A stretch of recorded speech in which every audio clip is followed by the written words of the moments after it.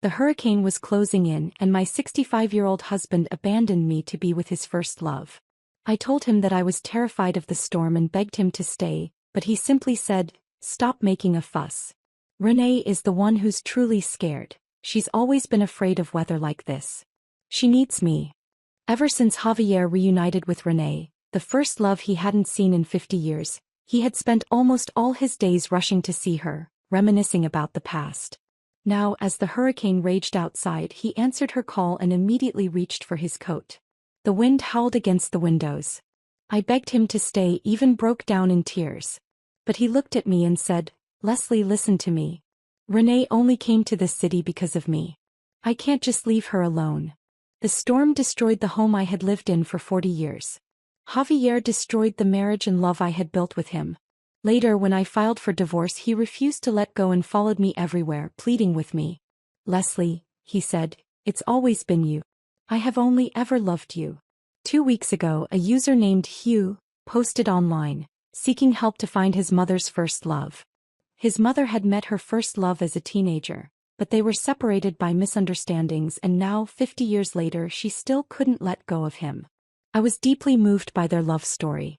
That was until the man's name and photo were revealed, and I realized they were searching for Javier, the man I had spent my entire life loving. The day Renee and Javier reconnected online, they met at the airport, embracing and wiping away each other's tears. Photos of them holding hands as they walked away together spread like wildfire across the internet. People celebrated their long-lost love, offering blessings for the couple who had finally reunited after half a century. Meanwhile, I, Javier's wife of over 40 years, was erased from their story as if I had never existed. Renee's return turned my life upside down. Javier arranged for her to stay at a hotel near our home, and for days he left early and returned late, spending all his time with her. Even at home, I could keep up with their activities through the photos shared by excited strangers online. Pictures of them attending concerts together, sitting close, their interactions far too intimate for mere old friends catching up. "Leslie, Renee and I haven't seen each other in decades. We're just reminiscing. Don't be upset. She'll leave in a few days and then everything will go back to the way it was." I looked at Javier. At 65, his hair had turned gray, but his posture remained straight, his frame still lean, traces of his youthful charm lingering. With a quiet sigh, I reached for his hand. "Javier, the weather's been bad these past few days and my leg's been acting up again. Could you stay home just for today?" He immediately turned to me, his concern genuine. "Are you feeling unwell again? Is it your joints? Did the pain flare up?" He gently lifted my leg onto his lap and began massaging it, the warmth of his palms spreading through me, stirring something deep inside. This pain had been with me ever since I gave birth to our child. Back then, Javier was at a crucial stage in his career, spending most of his time in the lab. I had been left to care for the baby alone, handling all the household chores on my own. Over the years, my health had declined, plagued by one ailment after another. Whenever the weather turned bad, my leg pain worsened. Javier had been massaging my legs for decades, but today he only gave a few perfunctory rubs before standing up. "Leslie, I promised Renee I'd meet her at a certain time. I need to go." I watched his retreating figure, catching the faint hint of excitement in his hurried steps. A bitter taste filled my mouth. Then, shaking my head, I let out a quiet, self-deprecating laugh. 40 years of marriage. We had weathered so much together. I should trust him. Yet the dull ache in my leg remained, throbbing persistently, refusing to be ignored by me. By evening, dinner was ready. No matter how many disagreements Javier and I had over the years, I never failed to prepare his breakfast and dinner just the way he liked. When we were young, money was tight. We spent years barely scraping by, often going to bed hungry. Back then, Javier would always push his plate toward me, insisting he wasn't hungry, coaxing me to eat first. Under the dim yellow light, his deep-set eyes were filled with tenderness and concern. But the truth was, he went hungry far too often during those years, and in the end he developed a chronic stomach condition. That youthful devotion left its mark on my heart, and perhaps that's why, even after all these years, I still preferred the warmth of soft, golden lighting. But tonight I didn't wait for Javier to come home. All I got was a hurried phone call. "Leslie, Renee's leg is bothering her. I'm taking her to the hospital. I won't be coming home tonight. Don't wait up for me." I stared at my phone, stunned. Javier had always been careful with my feelings. He had never hung up on me so abruptly before. Swallowing my anger, I forced myself to finish dinner and mechanically cleaned up the dishes. That night he didn't return and I didn't sleep. I lay awake, sifting through the decades we had spent together, reliving every moment of love and devotion that had long since become part of my very being. I couldn't sleep. The silence of the night weighed heavily on me, and without thinking, my feet carried me to his study. The familiar scent of aged paper and worn leather filled the room. I stood there taking it all in as if I could still sense his presence, sitting at his desk flipping through his books, completely absorbed in his own world. An ache curled in my chest. Driven by something I couldn't name, I reached for the books he used to read most often, running my fingers along their spines before pulling them off the shelf one by one. And then, tucked inside one of them, a folded piece of paper slipped out and fluttered to the floor. A medical report. I picked it up, my fingers trembling as I unfolded it. The name at the top made my breath hitch, Renee. My chest tightened. I scanned the report, my heart pounding louder with each word. Her diagnosis. Her condition. Her leg. She had suffered an injury. One that left her in pain whenever the weather turned cold. Just like me. My grip on the paper tightened as a flood of memories crashed into me. Javier kneeling beside me, pressing his warm hands to my aching joints, the motions smooth and practiced. The way he had always known exactly where the pain was worst, exactly how much pressure to apply. 40 years. For 40 years he had been massaging my legs with a precision that now felt haunting. Because he had done it before. Because he had once done it for her. A choked sob escaped me. Tears blurred my vision as the weight of it all settled in. The decades we had shared, the love I had never questioned, the truth I had never considered. Had he been thinking of me all these years? Or had I merely been the one standing in the place where she used to be? I sank onto the chair, gripping the paper in my hands, my body shaking. I thought I had made peace with our past. But the past, it seemed, had not yet finished with me. At dawn, Javier finally came home looking exhausted. He carried a bag of croissants from my favorite bakery. He froze for a second when he saw me, a rare flicker of guilt flashing across his face. "You're up early," he said hesitantly. I studied him expressionlessly. "Javier, where did you sleep last night?" I was worried sick. "At the hospital," he said, stepping closer, reaching for my hand. "Renee's leg. She injured it years ago while trying to save me. Ever since then, bad weather makes it worse." At his words, I abruptly pulled my hand away. "Oh. So Renee's leg also aches when the weather turns." My voice was eerily calm. "Javier, all these years when you massaged my legs, were you thinking about me? Or her?" I knew I was being unreasonable. But after holding it in all night, I couldn't stop the fire burning inside me. Javier's expression darkened. "What are you even saying? After 40 years together, you're questioning my loyalty?" I folded my arms. "You still haven't answered my question. Are you feeling guilty? Guilt for how often he had thought of her. For how often her name had crossed his mind, even in the life we built together." Javier's temper flared. "Guilty of what? Leslie, we've spent over 40 years together and we still have many years ahead of us. But Renee, she only has these few days." His voice grew sharper. "She's waited 50 years for these few days. Can you stop making a scene? When did you become so unreasonable? What a ridiculous thing to say." I shut my eyes tightly, swallowing every emotion raging inside me. When I opened them again, I was calm. "Javier, if you care about Renee so much, there's another option." I met his gaze steadily. "Let's get a divorce. That way she can be the one to stay by your side for the rest of your days." Javier's eyes widened in shock. "Are you insane? Over something so trivial? Leslie, is this really necessary? After everything we've been through, do you still doubt my loyalty? Have you forgotten the vows we made back in college? To walk through life together." To walk through life together, Javier, means to walk in the same direction. My voice was steady. "I'll give you some time. Ask yourself what it is you truly want." Renee wasn't alone in this city. Her son Hugh was here with her. She never needed Javier to stay by her side all night. Javier simply couldn't bring himself to let her go. I unilaterally fell into a cold war with Javier. I no longer did his laundry or cooked his meals. Every day I only made enough food for myself. He still went to see Renee every day, had his meals outside, and returned home late, carrying my favorite fruits and fresh flowers as if nothing had changed. He would chatter about his day, filling the air with mundane details, pretending our argument had never happened. I ignored him. Before I knew it, the hurricane was approaching. Having lived in Florida for years, I was no stranger to hurricanes.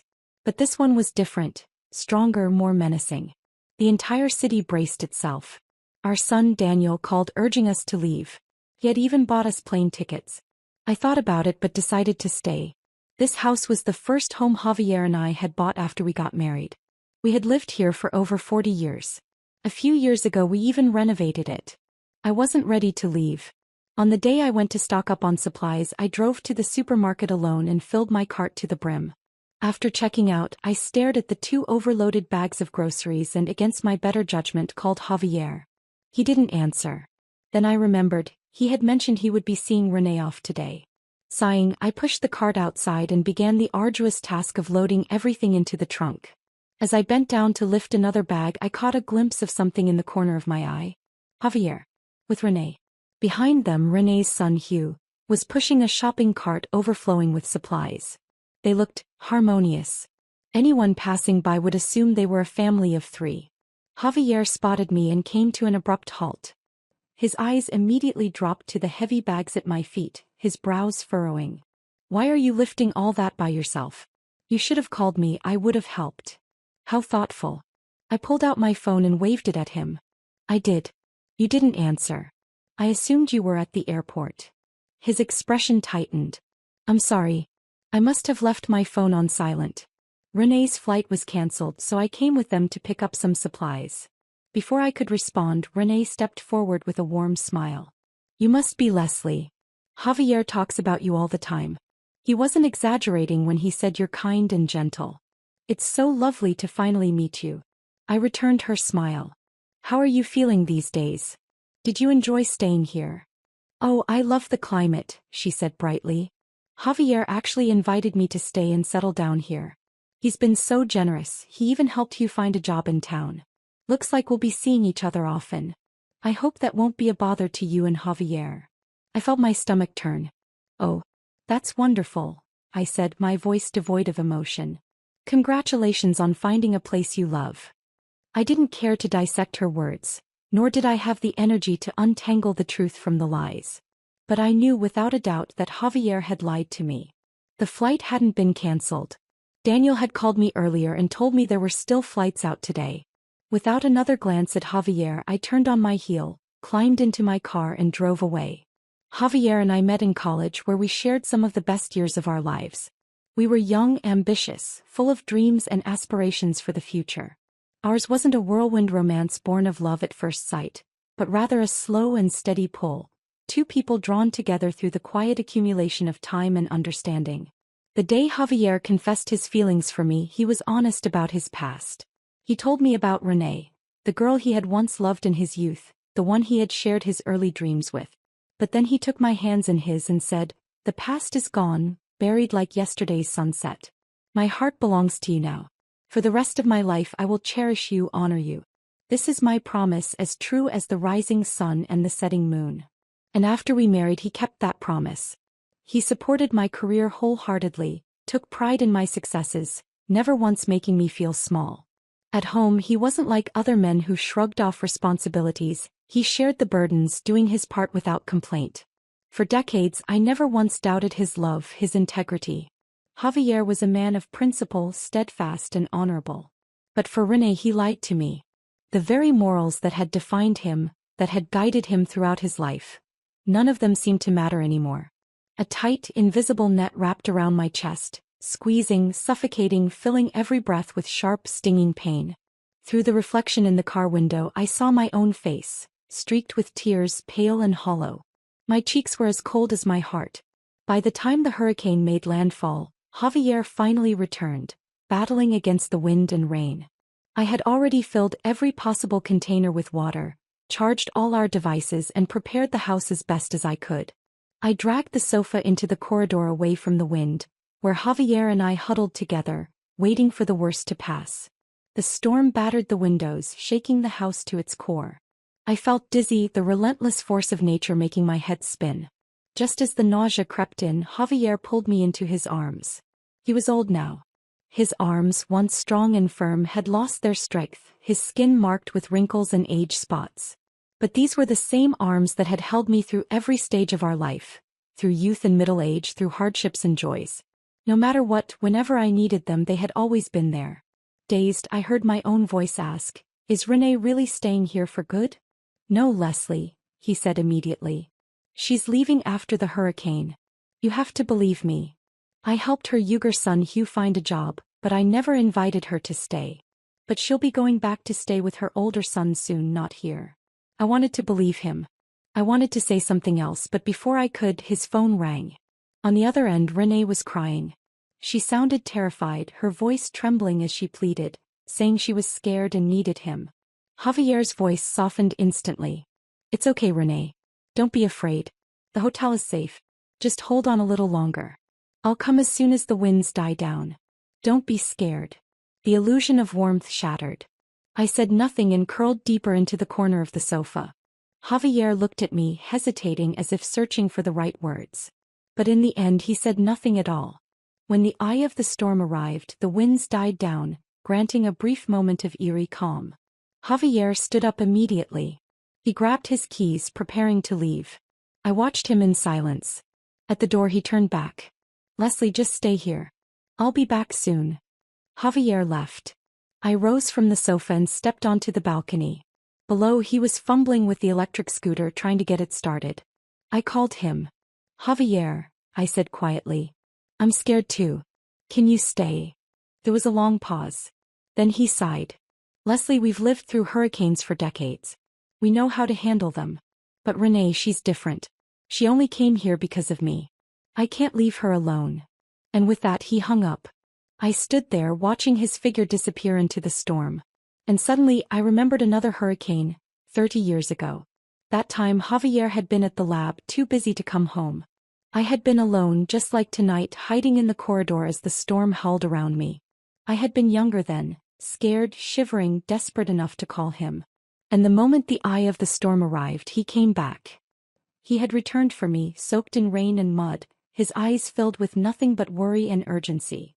That night he drove me to safety, maneuvering past fallen billboards, dodging uprooted trees, constantly looking over his shoulder, as if afraid the storm might come crashing down on us at any moment. Back then, I had held his hand tightly, believing with all my heart that he was the best decision I had ever made. But now, as the eye of the storm passed, he was gone, off to comfort another woman. And I was left behind. The hurricane shattered the living room window. Glass littered the floor, furniture was overturned, and the space that had once been our home was now unrecognizable. When Javier returned, I was already packing. I greeted him first, my voice calm, steady. Maybe it was my composure that unsettled him. Or maybe it was his own guilt. Either way, I saw the panic flicker in his eyes as he clumsily knelt beside me, attempting to help. "Leslie, Renee is fine now. She'll be leaving once flights resume in a few days." "It doesn't matter." I stopped what I was doing and met his gaze. "It doesn't matter, Javier. Whether Renee stays or leaves, when she leaves, it has nothing to do with me anymore. We're getting a divorce. You're free to be with her if that's what you want." "Leslie, don't say that." His voice wasn't angry this time, just pleading. "You're upset because I went to Renee's last night, right? Let's not make any rash decisions. Take some time to cool down and we'll talk." "Javier, I am calm." I gestured around us. "You knew I would be angry. You knew I'd be afraid. And yet you still chose Renee. Last time I asked you to think about what you really wanted and you hesitated. But I don't need to wait for your answer anymore. I've already seen it for myself. I'm divorcing you. Not because of whether Renee stays or goes, but because this is my choice. One I've thought through carefully. And you know me, Javier. Once I've made a decision, I don't change my mind." His expression froze. The plea in his eyes deepened. "Does it really have to come to this? Leslie, I swear to you, Renee is leaving. She and I won't have any connection after this. Can't we go back to the way things were? 40 years together, Leslie. You can't just walk away from that." Emotion overtook him, and for the first time, I saw tears spill from his weary eyes. I sighed. "Javier, for more than 40 years I never once doubted your love. But Renee's return made me realize something. I was never your first choice. I was just the person you settled for. You can argue that you never broke our vows. But can you really say with certainty that your love for me was pure all these years? Leslie, we've spent a lifetime together. Does it really matter if you were my first choice or not? I was faithful to you. That's what's important. Yes, your loyalty mattered. I met his eyes, unwavering. But now, I don't even know if in all those years you were good to me, you were thinking of me or her. There's nothing left to say, Javier. This is exhausting. I've already contacted a lawyer to draft the divorce papers. My bags are packed. I'm moving out today. When the paperwork is ready, I'll reach out. We can file for divorce at the courthouse. Before leaving, Javier and I cleaned up the house together. This house carried over 40 years of memories. Every corner held traces of our past. In the end, I didn't move out. Instead, Javier packed his things and moved into another property under his name. For several days, he stopped answering Renee's calls. On the first day flights resumed, he went to the airport to see her off. When he returned, he brought my favorite flowers. But I knew there was no going back. His disappointment, his sorrow, none of it stirred any emotion in me. All that remained between us now was the bond of two people who had once walked through life together. Daniel flew in the same day he found out we were divorcing. His reaction was intense. "Mom, I don't understand," he said, his voice urgent. "You and Dad have been together for so long. He just spent a few days with an old friend. Why are you making such a big deal out of this?" "Mom, if Dad had cheated, I'd support your decision completely. But look, Renee is gone now. Can't you and Dad just go back to the way things were?" His eyes searched mine, full of hope. I sighed. "You make it sound so simple," I said quietly. "But if I drove a thorn into your heart, would simply pulling it out make the wound disappear?" "This isn't up for discussion, Daniel. I'm not asking for your approval. I'm informing you. You've been married for years, you have your own family. My divorce from your father won't affect you. And you don't have to worry, I won't be moving in with you and Mila. I won't disrupt your lives." I met his gaze, steady and unshaken. Daniel hesitated, his expression shifting with unease. Then suddenly his voice rose in frustration. "What are you saying? Do you think I wouldn't take care of you? Do you really see me as that ungrateful?" "Enough." Javier spoke, his tone calm, measured. "Don't argue with your mother. We've already made our decision. We both have homes, savings, and pensions. We can take care of ourselves. You don't need to worry about us. It was something we had already discussed. We owned separate properties, so even after the divorce, neither of us would impose on our children's lives." Daniel still wanted to argue, but Mila gently pulled him back. She turned to me, her voice softer. "Leslie, Daniel isn't against your divorce because he's worried about himself. It's just, you and Javier aren't young anymore. If you live together, at least you have each other to rely on. If you separate, who will take care of you when you're sick?" She took my hand, her concern genuine.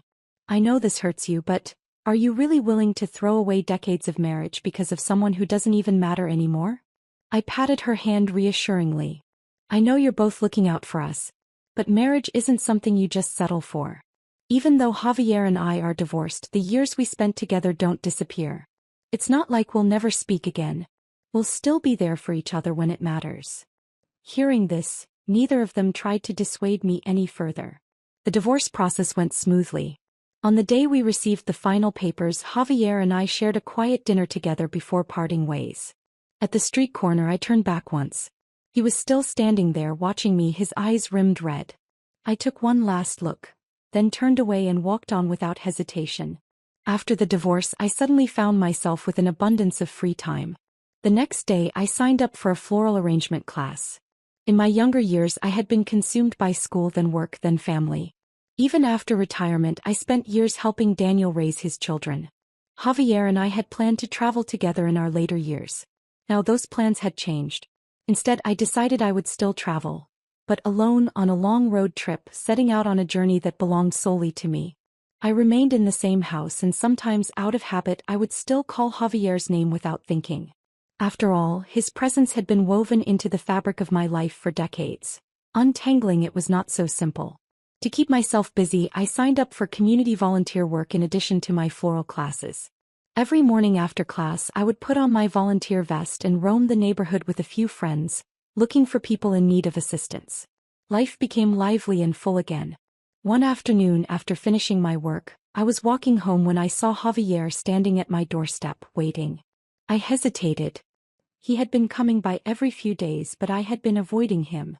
Our divorce had seemed calm on the surface, but after loving someone for a lifetime, to have it end in such a painful way, it left a lingering resentment in my heart.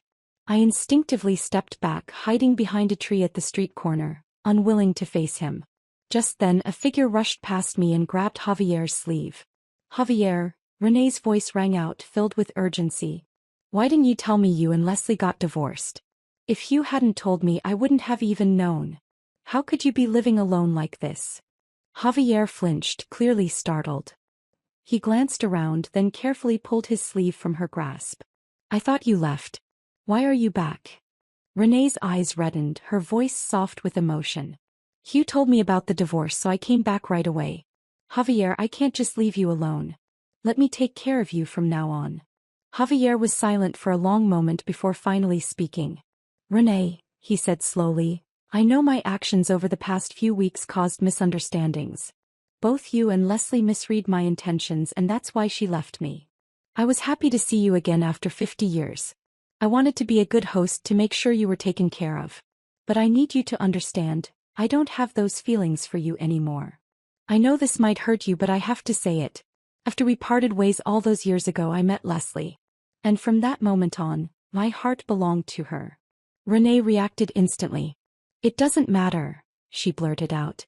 "Javier, I don't care about your love for Leslie. It doesn't matter if you don't have feelings for me anymore. I just want to stay by your side, even as a friend. That's enough for me." Javier fell into silence. Then after a long pause he exhaled and spoke in a quiet, firm voice. "Renee, I may be divorced, but I can take care of myself. You don't have to go to such lengths for me. If you visit Florida, just spend time with Hugh. But don't come looking for me again." With that he turned and walked away. Renee stood frozen for a long moment before finally, hesitantly, following after him. I stayed hidden behind the tree until they were both gone, then stepped out and walked home, my emotions tangled in knots. Javier's words stirred something deep inside me. For the first time in a long while, I felt a quiet sense of relief. At least the past 40 years hadn't been a mistake. For the next month, Javier didn't show up again. I heard that Renee had been persistent, refusing to let go, until finally Javier lost his patience and said something harsh enough to drive her away for good. Meanwhile, I completed my floral arrangement course in 2 months. On the day of my final class, I used my savings to buy an RV. 2 days later, I packed a few essentials, took a deep breath, and hit the road. Behind me, another brand new RV followed at a steady distance. It was Javier. I knew, but I never acknowledged it. I traveled across the country, documenting my journey on Instagram. Slowly, my account gained traction, drawing in followers who enjoyed my solo adventures.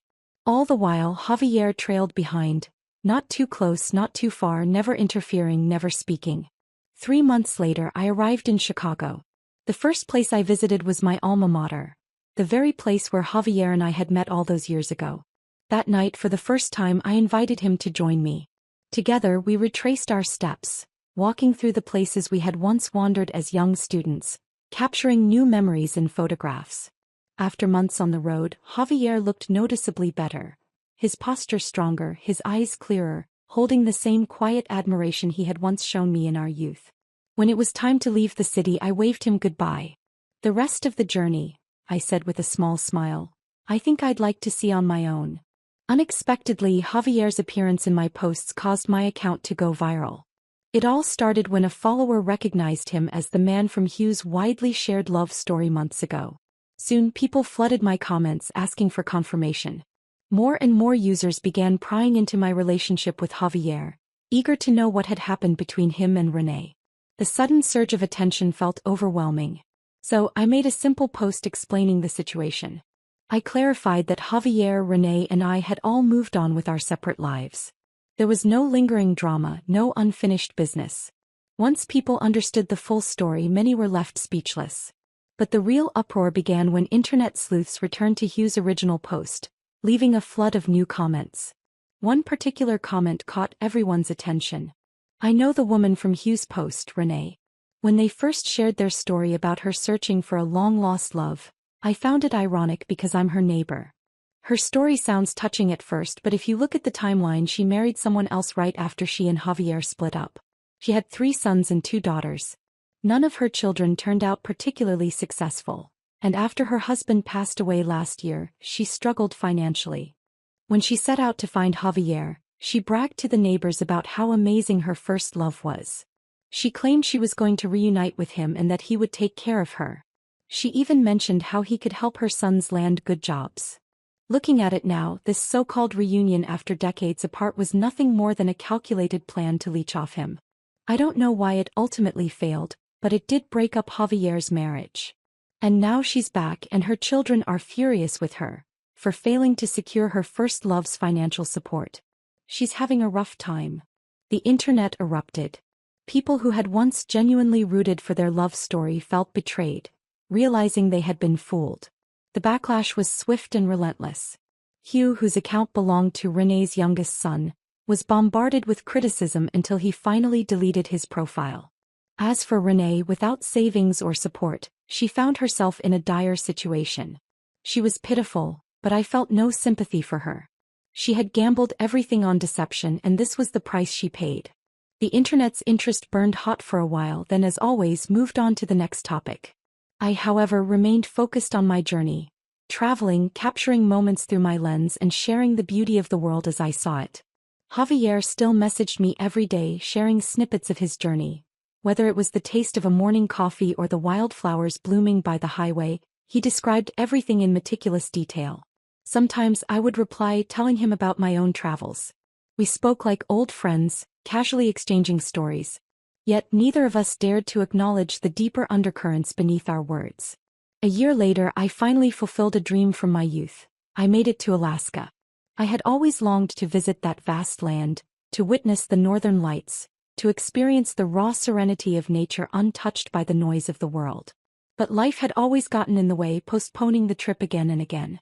When I finally arrived, Alaska's brutal climate struck me with an unforgiving force. I wasn't used to the biting cold. Every breath felt like inhaling shards of ice, stabbing deep into my lungs. My hands stiffened against the steering wheel until I could barely grip it, and I had to hire a local guide to help me navigate the journey. One afternoon, I stopped at a small cafe in Fairbanks, wrapped in layers of scarves, clutching a cup of steaming hot cocoa, trying to warm my frozen fingers. That's when I saw him. Javier stood at the street corner outside, staring into the distance, his gaze fixed on the snow-capped mountains. He had lost weight. Snowflakes clung to his coat, dusting his shoulders, making him look lonelier than I had ever seen him. Yet despite the years, despite everything time had taken from us, I recognized him in an instant. He turned, his eyes catching mine through the cafe window. For a moment he hesitated. Then a smile spread across his face. A smile that took me back 40 years, to a sunlit afternoon on our college campus when we first met. He stepped inside and sat across from me, ordering a black coffee. Neither of us spoke right away. We simply sat there watching the snow fall outside the window. "Why Alaska?" finally asked. He smiled faintly, shrugging. "Wanted to see the northern lights." He didn't explain further and I didn't press. I stayed in Alaska for a few more days, but the weather never grew any kinder. The cold seeped deep into my bones, making even walking difficult. Eventually I had no choice but to leave early. I headed south to California. In San Francisco I rented a small apartment by the ocean. My days became slow and peaceful, drinking floral tea, watching the golden sun sink into the waves. And then once again Javier appeared. It was sunset. The sky burned in hues of crimson and gold, stretching endlessly over the water. He walked along the shoreline, his steps unhurried, the sea breeze ruffling his graying hair. Without a word he sat beside me. We watched the sun disappear beyond the horizon, the sky deepening into twilight. Then as the night crept in he slowly reached out, his fingers brushing against mine as if seeking permission. I didn't look at him. I simply stood up and walked back inside. From that day on, Javier resumed silently following me on my travels. Neither of us expected that life's biggest surprises often arrive without warning. I had planned to hike the Grand Canyon when I received a call from Daniel. "Mom, Mike got into Northwestern. We're throwing him a celebration party. You and Dad have to come home." Warmth filled my chest at the news. Northwestern University. The place where Javier and I had met, where our youth was etched into every corridor and lecture hall. And now our grandson was about to walk the same paths, carrying our story forward. So I decided to turn around. But on the way back, disaster struck. While driving through the Rocky Mountains, an unexpected landslide thundered down the slopes. A deafening roar erupted behind me as a cloud of dust and debris swallowed the road. Instinctively, I slammed on the brakes, my heart hammering. Then I turned, searching for Javier. All I saw was his RV overturned on the roadside. My mind went blank. Other cars screeched to a stop. People ran toward the wreckage, voices shouted all around me, but I heard nothing. I could only point, my hands trembling, desperately gesturing for help. Someone spoke to me, their words lost in the haze of my panic. Then the world went black. I woke up in a hospital bed, the warm hues of twilight spilling through the window. And 4 was attached to my hand, my head heavy with dizziness, but my thoughts remained clear. A nurse walked in, her voice gentle. "How are you feeling?" "Alive," I murmured, managing a weak smile before my chest clenched with urgency. "The man who was in the accident with me. How is he?" The nurse nodded reassuringly. "Oh, you mean that gentleman? He was injured a little more than you, but don't worry. No major issues. The rescue was quick. No concussion, just some bruises and a minor fracture. He's resting in the next room." Relief flooded through me. As soon as my 4 was done, I forced myself to my feet and walked straight to Javier's room.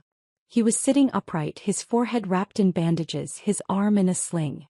He looked exhausted, more worn than I'd ever seen him. The moment his eyes landed on me, concern overtook his face. "What are you doing here?" His voice was filled with disbelief. "I saw your car flip over, I thought." He struggled to rise, reaching for me instinctively, as if only by touching me could he be sure I was truly okay. I pressed him back against the bed. "I'm fine. But you, on the other hand, won't be making it to Mike's party." Javier frowned, visibly frustrated. After a pause he muttered, "You should go. Take a flight, it's safer." I sighed, shaking my head. "You're too old to be left alone while you're injured. I'm staying to take care of you." For a brief moment he seemed startled. I continued, "I'll call Daniel and let him know. Once you're well enough, we'll head back together. We can celebrate with a family dinner instead." His expression softened, something unspoken flickering in his gaze. Then his fingers brushed against mine, his voice rough with emotion. "Leslie, thank you." I patted his hand lightly, offering a small smile. "Javier, you and I have decades of history. That doesn't just disappear. What we are to each other, it goes beyond love, beyond labels. At this age, anything short of life and death is no big deal. No matter what happens, we'll always be part of each other's story." Javier sat in silence, his eyes clouded with thoughts I couldn't decipher. I stood, stretching, and added casually, "So get some rest. Once we're done with the party, I've got more places to see. Don't slow me down." He let out a quiet laugh, his eyes glistening slightly. "Sure, Leslie, sure." After the accident, I stayed by Javier's side as he recovered. I didn't fuss over him or smother him with attention, but I was there, making sure he took his medication, reminding him to rest, and handling all the small, everyday things he often forgot. And Javier, for the first time in a long while, allowed himself to be taken care of. It's like we were back in the very old good days. After Javier recovered, we made our way back to Chicago to try catch up for Mike's celebration dinner. Our road trip back home was slower than planned, with frequent stops so Javier could rest. During the way, we visited quiet lakes, had small-town diners and scenic viewpoints, not rushing to get anywhere, simply enjoying the journey. It reminded them of our early days, when life wasn't about responsibilities or regrets, but about discovery, about sharing simple joys.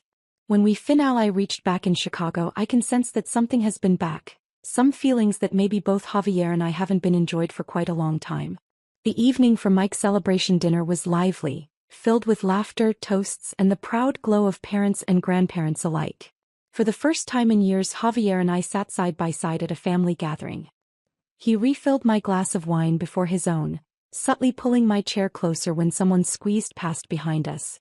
Small gestures, ones I had taken for granted for decades, now felt like whispers of something unspoken between us. That night, as we sat on Daniel's back porch watching the city lights flicker, Javier exhaled slowly as if he had been holding something in for too long. "Leslie," he said, his voice softer than usual. "I've been thinking a lot since the accident. About everything." I sipped my tea waiting. "I spent a long time following you on the road," he admitted. "At first I thought I was doing it because I wasn't ready to let go. Because I wanted to make sure you were safe. But after Alaska, after the accident, I realized it wasn't about the past anymore. It's about now." I turned to look at him. His eyes, aged yet familiar, carried none of the hesitation that had once lingered there. "I thought about what would have happened if that landslide had taken you away," he continued, his fingers gripping his knee. "How many more years I would have had to live knowing I wasted the time we still had left. I don't want to waste another moment, Leslie."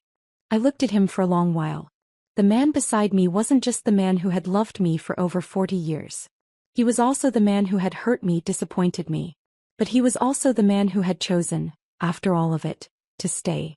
I reached for his hand. He exhaled in quiet relief. From that night on, we stopped dancing around the inevitable. Instead of traveling separately, we made plans together. I still had destinations on my list, and Javier, after years of chasing memories, finally allowed himself to be part of my present. We took the RVs to the Grand Canyon, hiked through the Appalachian trails, even spent a summer in Maine eating fresh lobster rolls by the docks. But it wasn't just the grand adventures that made our time together special. It was the small, everyday moments.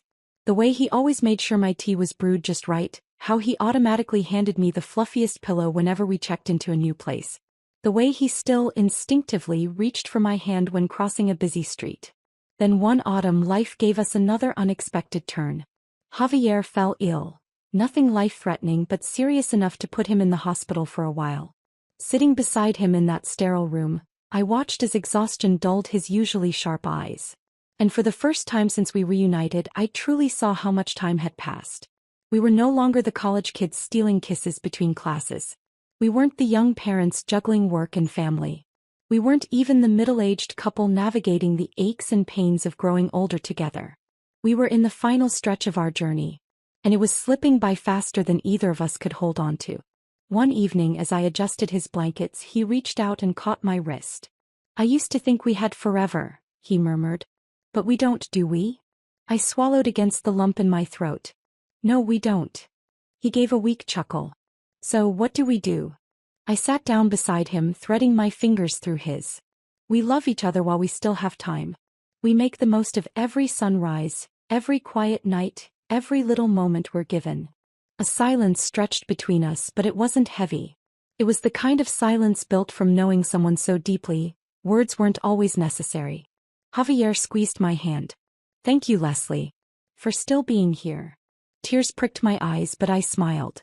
Where else would I be? When he was discharged, we didn't go back to separate RVs. We moved into a cozy lakeside cabin, our last great adventure, this time together. The days passed in golden hues. We woke up with the sun, read books on the porch, cooked together, traveled when we felt strong enough. We argued, we laughed, we reminisced about the past. Javier wrote me letters, something he had never done before. He left them on my nightstand in my suitcase, tucked into the pages of my journal. He wrote about the day he met me, about the years we spent raising a family, about the mistakes he made, and the gratitude he felt for the second chance. One evening, as we sat by the fire, he looked over at me and said, "You know, I always thought love was about passion. About choosing someone once and never wavering." He chuckled, shaking his head. "But real love, Leslie, is choosing someone again and again, even after you've seen every one of their flaws. Even after you've hurt them. Even after they've left." I reached for his hand, squeezing it tightly. "And you? Do you still choose me?" Javier looked at me, his eyes filled with all the years we had shared. "Every time. Life was not perfect. Never would be. But as long as we had each other for however much time remained, that was enough."